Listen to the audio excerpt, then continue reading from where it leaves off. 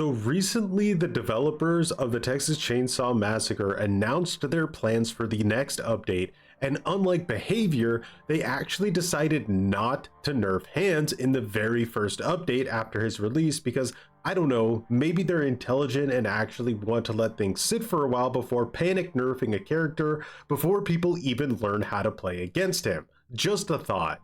Anyway, Reddit and all of their super amazing opinions are very unhappy about this because they cried, but the developers didn't come running with diapers and binkies, which I suppose was the expected outcome.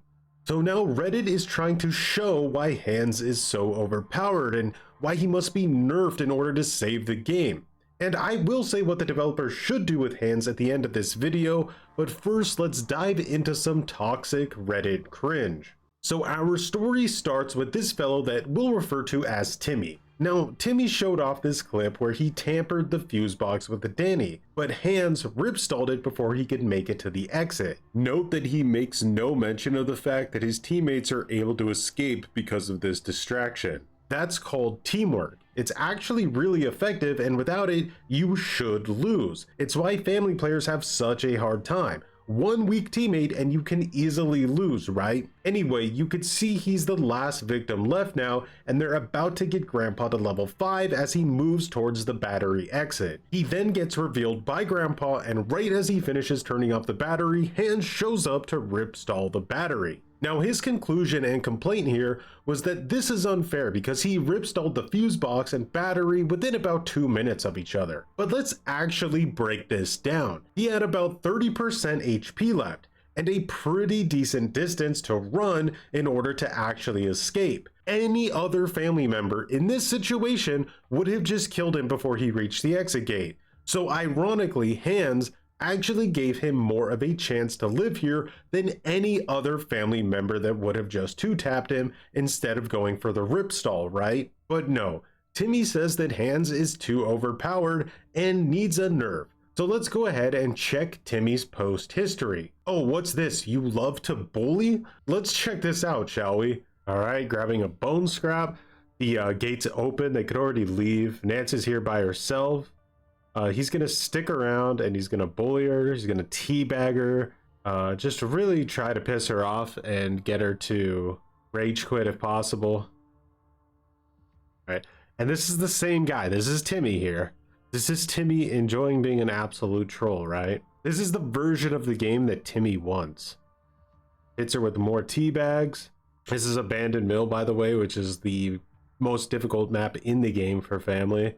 He's activating his ability here now so that he doesn't take any damage when he gets hit. Now he's gonna grab her and punch her again. She could honestly be even the last person left on her team here because I don't see anyone coming to help her. Just very, very cringe, right? Now, just to be clear, I don't actually really care if you do this. Sometimes I think it's even funny even when I'm on the family side, but this was during the time where nobody wanted to play family and victim queues were extremely long, right? This guy would rather play that version of the game where he had to wait 10 to 15 minutes to find a match as a victim because he enjoys bullying more than he enjoys the game balanced. And he would literally rather wait 15 minutes for a match where he can bully over an instant match that it is balanced, which again is just very, very cringe. So you love to bully, but when the game is actually fair, all of the sudden it's a problem? That's a bit cringe, Timmy. So now you can see the real motive of a lot of people when complaining about imbalance. It isn't always because they believe something is unfair. A lot of the time, it's because they actually want imbalance, they just want the imbalance to favor them. Because make no mistake, this is the version of the game they want right here. Not a fair and balanced game, right? Okay, so you might say, well, Timmy might be a toxic douche, but isn't that a bit of a red herring argument? But I would disagree. I think that this is a fair example of what a lot of people do, especially on Reddit and other online forums. There's a lot of bad faith people in the community on both sides, right? But getting back to Timmy, this goes even further because although Timmy complains about Hands being OP, he also knows the counterplay that Danny has against Hands. See, contrary to popular belief, Hands does not actually destroy Danny. There's a Danny tech where you can grab either both valve wheels or both fuses and trick Hands into using his ripstall, then stabbing him in the back before he can trap it, and then tampering the objective afterwards while he's still on cooldown. And guess who's not only fully aware of this tech, but also making posts of themselves doing it prior to the Nerf Hands post that they had made. That's right, Timmy himself. It's all just very cringe and transparent. I also want to give a shout out to Neko Juble for showing me this Danny tech. He makes some really awesome TCM art as well, so if you're interested in getting a commission, make sure to check out his website. I'll link it down in the description. But let's move on to another popular Nerf Hands clip that has been getting spread around. Yet again, we have another Danny player who is behind the facility on Slaughterhouse. Now the gate is already opened, so all this player needs to do is turn the gen off and they can escape. But instead of just turning off the gen and leaving, this player took the time to study the gen and then tamper it, knowing full well there was a Hands on the other team who could just easily ripstall it. So of course Hands shows up at the last second and is able to ripstall the generator, and it looks like the Danny player just gives up, right? A little tiny bit better decision making or even a bone scrap could have prevented this. And another complaint I'm seeing over and over again is that Hands promotes camping, but the opposite of that is actually true. He promotes less camping. If you have the OG3, Leatherface, Hitchhiker, and Cook, that's an S tier camping team. Or even if you have a Johnny or Sissy, they all camp more without Hands, because all of those characters, if played well, must protect objectives before they get touched. They have to hard camp Skull Merchant style in order to win against good victims.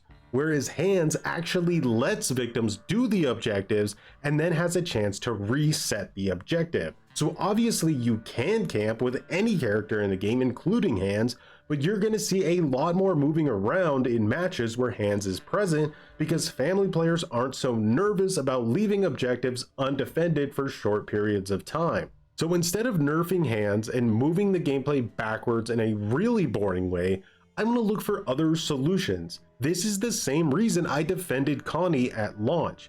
If you try too hard to push gameplay backwards or even sideways, you end up with DBD 2.0, where the gameplay never moves forward even after a decade, which is just not something any TCM player wants to see. So the problem I see Hands creating is longer matches, which is healthy for the game, but not really balance-wise for the victim gameplay. And there's a few things that need to be addressed there so that victims can play out longer matches. The first major problem is Grandpa getting to level 5 extremely fast with blood builds, especially when Hitchhiker makes it impossible to stab him. So the devs do need to address that. I've presented ideas in the past for that. I don't want to go over that again.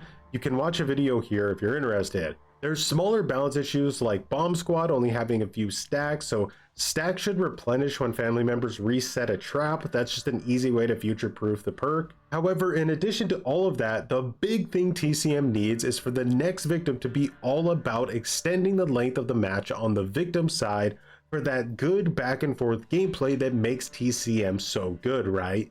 Just like Hands does for the family side.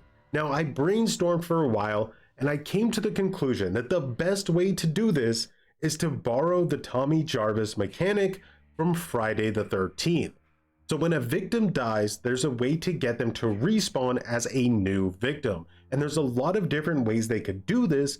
The simplest would be allowing this new victim character to see the aura of another victim trapped in a freezer after a teammate dies, and then allow them to go and open the freezer and effectively respawn one player a single time in a match. This would help extend matches massively, especially matches where a victim player dies instantly to Leatherface.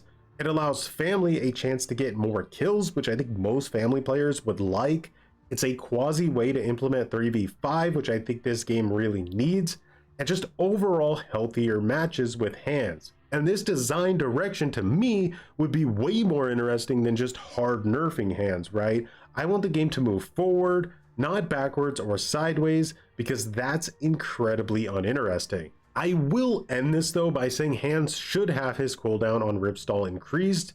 With every cooldown upgrade, 2 minutes should be like the absolute max reduced cooldown he can get. Base should be like 3 or even 4 minutes, because right now, even though the cooldown doesn't come into play as often as people make it seem like it does, it's still pretty cringe and really only hurts solo victim players to have the cooldown be that short.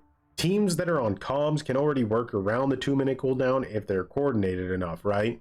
Okay, with all of that said, leave a like if you enjoyed the video. Let me know how you feel about Hands after having more time to play against him or play as him. Do you like the idea of bringing a Tommy Jarvis mechanic to TCM? Let me know, and as always, thanks for watching and have a good one.